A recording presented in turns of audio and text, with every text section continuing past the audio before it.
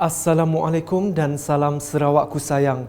Buletin UKAS edisi petang 13 Julai 2020 bersama saya Karizarif Afindi.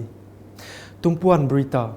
Projek Booster Station and High Level Water Tank yang merupakan projek bekalan air luar bandar bagi penyambungan saluran paip dari Simpang Mekasing Ukong ke daerah kecil Medamit kini dalam proses pembinaan dan dijangka siap sepenuhnya pada September 2020. Timbalan Ketua Menteri Datuk Amar Awang Tengah Ali Hassan selepas mengadakan lawatan ke tapak projek tersebut di Kampung Lubuk Tuan pada Sabtu berkata, projek ini akan dapat meningkatkan lagi bekalan air meliputi kawasan Medamit apabila siap kelak. High level water tank ini mempunyai kapasiti 2 ml MLD dan ia dijangka mempunyai cukup pressure untuk kita membekalkan air hingga ke Medamit. Beliau berharap projek ini dapat disiapkan dalam tempoh yang ditetapkan selepas tertangguh akibat Perintah Kawalan Pergerakan PKP selama 3 bulan. Berita berikutnya.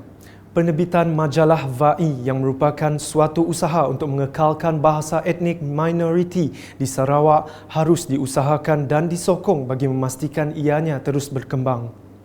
Menteri di Jabatan Ketua Menteri, Integriti dan Ombudsman Datuk Talib Zulkifli semasa berucap dalam majlis pelancaran majalah VAI Anjuran Persatuan Melanau Bintulu dan pencipta Ka-op VAI pada Sabtu berkata, jika usaha sebegini tidak dilakukan, ianya boleh menyebabkan bahasa etnik masyarakat Melanau VAI hilang ditelan zaman. Saya khawatir, saya pernah diinterview oleh sekumpulan mengapa saya khawatir dan berminat. Oleh kerana di dalam kajian bangsa-bangsa bersatu, terutama sekali UNESCO, bahasa etnik minoriti pupus, sentiasa pupus, dan kita tidak mahu bahasa VAI pupus. Tambahnya, inisiatif penerbitan majalah tersebut adalah susulan daripada usaha mewujudkan sebuah kamus VAI yang telah dimulakan sejak tahun 2012 semasa seminar bahasa VAI di Institut Kemahiran Mara IKM Bintulu.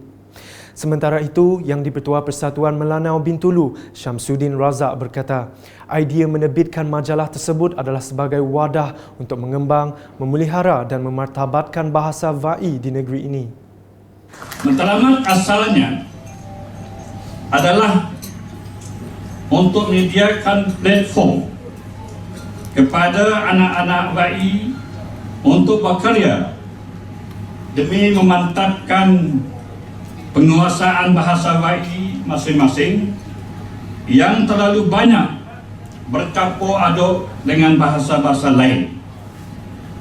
Ia juga adalah merupakan aktiviti sokongan terhadap penerbitan dan penggunaan kamus VAI Melayu Dewan yang kini sedang dalam proses cetakan.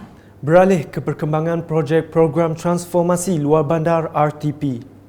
Pelaksanaan projek RTP jelas menunjukkan komitmen Kerajaan Sarawak di bawah pentadbiran Ketua Menteri Sarawak, Datuk Petinggi Dr. Abang Haji Abdul Rahman Zohari, Tun Datuk Abang Haji Openg dalam membawa pembangunan secara menyeluruh. Ahli Dewan Undangan Negeri Adun Repok, Datuk Seri Huang Tiong Si menyatakan projek RTP banyak membantu menyelesaikan isu berkaitan pembangunan infrastruktur asas di sekolah meskipun ianya dijalankan secara berperingkat. Berita seterusnya, seramai 738 orang yang tidak mempunyai buku akaun menerima Bantuan Sara Hidup BSH, Bantuan Prihatin Nasional BPN dan Bantuan Khas Sarawakku Sayang BKSS Fasa 2 dan 3 di daerah pusat hari ini. Program berjalan dengan lancar dan mematuhi garis panduan prosedur operasi standard SOP yang telah ditetapkan. Bagi yang tidak berkesempatan untuk hadir, boleh menuntut wang di mana-mana cawangan Bank Simpanan Nasional BSN sehingga 31 Disember 2020. Ketua Kampung Tengah Pusat, Jafar Yusof ketika ditemui merakamkan penghargaan ke atas Perdana Menteri Tan Sri Muhyiddin Yassin dan Ketua Menteri Datuk Patinggi Abang Zohari atas keprihatinan terhadap nasib rakyat ketika menghadapi krisis COVID-19. Kami, Ketua Kampung Tengah Pusat, Jafar bin Yusof, berterima kasih kepada Yang Amat Berhormat kita, iaitu Perdana Menteri dan serta Ketua Menteri Sarawak kita, Amnya, kerana prihatin memberi sumbangan kepada Menteri Sarawak kita. Pagi itu kita ada program yang pembayaran secara tunai kepada rakyat Amnya di zon ataupun di daerah pusat.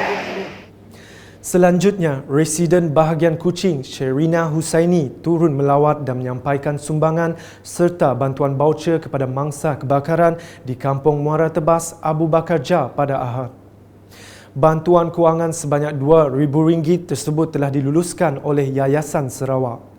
Selain itu, beliau turut menyampaikan baucer bantuan pakaian seragam sekolah sebanyak RM200 kepada cucu Abu Bakar Jah yang masih bersekolah iaitu Muhammad Shah Iskandar Syami sebagai bantuan persiapan persekolahan.